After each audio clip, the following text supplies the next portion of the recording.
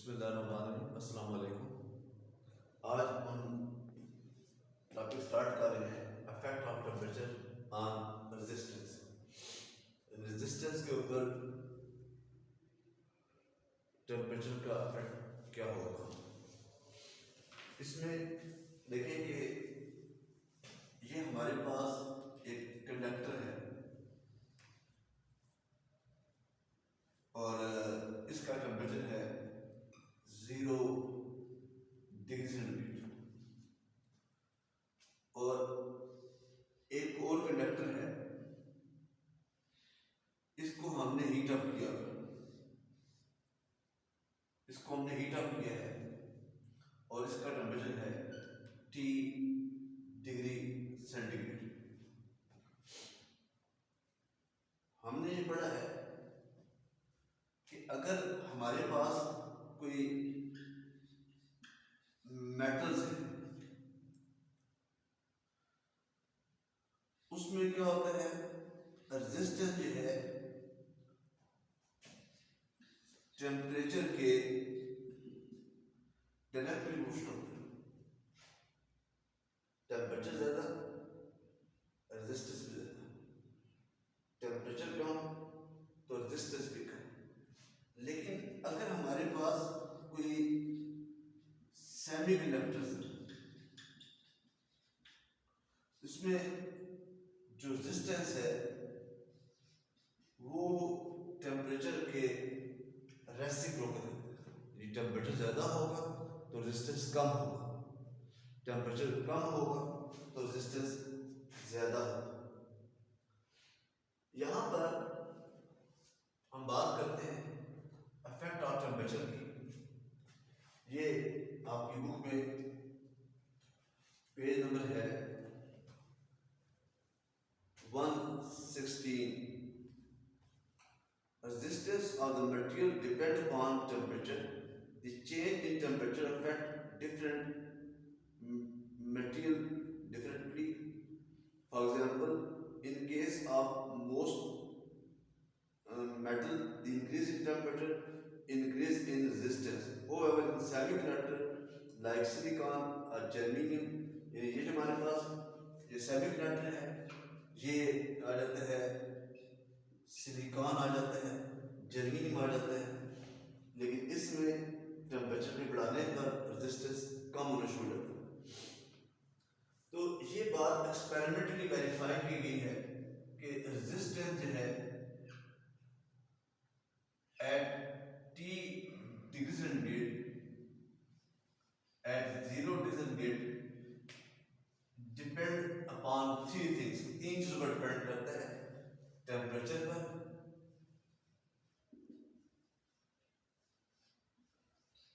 Resistance at 0 degree centigrade पर, और third है मटेरियल ऑफ द ऑब्जेक्ट। इसमें लिखा है कि नंबर 1 है resistance at 0 degree centigrade, number 2 है इंक्रीज इन टेम्परेचर, जिसको स्मार्ट जी से प्रिंट किया है, नंबर 3 है मटेरियल ऑफ द कंडक्टर्स जो भी हम इस्तेमाल कर रहे हैं, वो मटेरियल सिल्वर का है, कॉपर का है, गोल्ड का है, एल्यूमिनियम का है, टंगस्टन का है, कार्बन का है, सिलिकॉन है, जर्मेनियम है, जो भी हमारे पास मटेरियल इस्तेमाल हो रहा है, ये जो डिफरेंस ऑफ टेम्परेचर रेजिस्टेंस है वो 3 चीज़ों पर डिपेंड करता है, टेम्परेचर पर, रेजिस्टेंस एट 0 डिग्री सेंटीग्रेड पर, और उसके बाद है आपने कौन सा मटेरियल इस्तेमाल किया है। तो इन दोनों को कंबाइन किया जाए, RT minus R0 is proportional to R0T। तो RT minus R0 आपको पता है, जब हम इक्वल के साइन को प्रोपोर्शनल के साइन को इक्वल में कन्वर्ट करते हैं तो यहाँ पर एक कांस्टेंट लगा देते हैं, और ये जो है, ये जो कांस्टेंट है दिस इज कॉल्ड अल्फा। ये अल्फा है, और इस अल्फा को क्या कहते हैं, temperature coefficient of resistance. Temperature of resistance, और इसको अल्फा को मैं यूं लिख सकता हूं कि R T minus R naught divided by R naught into T. इसकी यूनिट ओम, इसकी यूनिट ओम, और ये जो है टी, अगर ये केल्विन है तो ये ओम इससे कैंसिल हो जाता है, तो अल्फा की यूनिट क्या बन जाती है, केल्विन इनवर्स। और ये अल्फा कंसिडर एज पॉजिटिव, ये alpha consider as negative. Positive कब होगा और नेगेटिव कब होगा? Substance whose resistance increase by increasing temperature, यानी वो सब्सटेंस कि जिसका रेजिस्टेंस बढ़ता है अगर टेम्परेचर बढ़ा दिया जाए, alpha is taken as positive. Negative के लिए क्या होगा? Substance whose resistance decrease with increase of temperature, यानी वो सब्सटेंस कि जिनका रेजिस्टेंस कम हो टेम्परेचर के बढ़ने पर, alpha is taken as negative. और वो कौन से सब्सटेंस है? वो है सिलिकॉन, वो है जर्मेनियम, वो है कार्बन। इनके अलावा जितने भी सब्सटेंस हैं उनके लिए अल्फा क्या होता है, टेकन एज पॉजिटिव। इस पे लास्ट लाइन लिखा है for metal and alloy is positive, for example for semiconductor its value is negative. यानी सेमीकंडक्टर कौन से हैं? सिलिकॉन और जर्मेनियम, उनके लिए alpha is taken as negative, जबकि बाकी सब के लिए जो है वो क्या है, वो पॉजिटिव कंसीडर किया जाता है। तो ये आपने टॉपिक जिस तरतीब से लिखा हुआ है इसी तरतीब से आपने इसको तैयार करना है। Effect of temperature on resistance very very important, long के तौर पर आता है ये, तो आपने इसको लॉन्ग के तौर पर तैयार करना है। इसमें आप साइड में कहीं नोट कर रहे हैं यूनिट ऑफ अल्फा, ये नहीं लिखी हुई बुक में कि unit of temperature coefficient of resistance is kelvin inverse, ये कहीं नोट कर दें।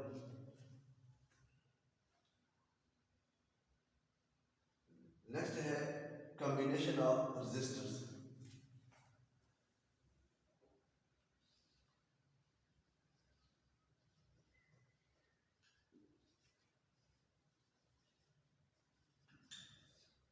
कॉम्बिनेशन ऑफ रेजिस्टर्स, पहला है सीरीज सर्किट, सीरीज कॉम्बिनेशन या सीरीज सर्किट। इसमें आप देखेंगे कि suppose we have 3 resistors R1, R2 and R3। हमारे पास 3 रेजिस्टर्स हैं R1, R2, R3। आपने इन तीनों को एक बैटरी के साथ जोड़ दिया है, ये R1 है, ये R2 है, ये R3 है। ये बैटरी है और बैटरी की वोल्टेज भी है, क्योंकि ये सीरीज में है, ये सीरीज में है, इन सब के अंदर जो करंट पास हो रही है वो आई, और इसके अक्रॉस जो वोल्टेज है यहाँ से यहाँ तक ये V1 है। यहाँ से यहाँ तक जो वोल्टेज है वो है V2, यहाँ से यहाँ तक वोल्टेज है वो V3। अब क्योंकि ये सीरीज में है तो इन सब के अंदर सेम करंट जो है वो पास हो रही है। लेकिन अगर आप इस डायग्राम को देखिए आपको इस पे नजर आएगा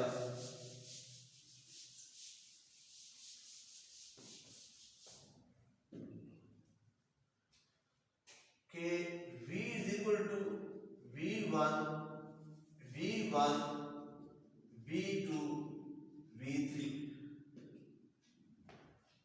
यानी अगर आप इन तीनों वोल्टेज को ऐड करें तो वो बैटरी की वोल्टेज के इक्वल।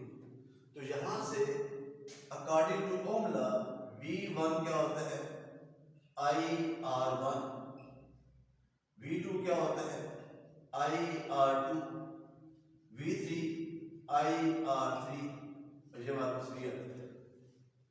अब V इज इक्वल टू, इसमें I कॉमन आ रहा है सामने, R1 R2 R3, और यहां से V by I is equal to R1 R2 R3,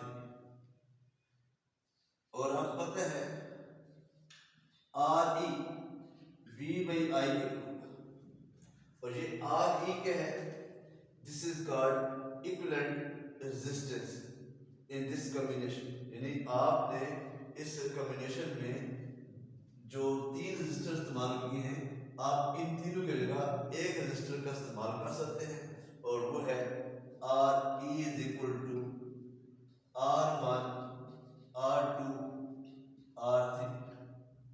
ये हमारे पास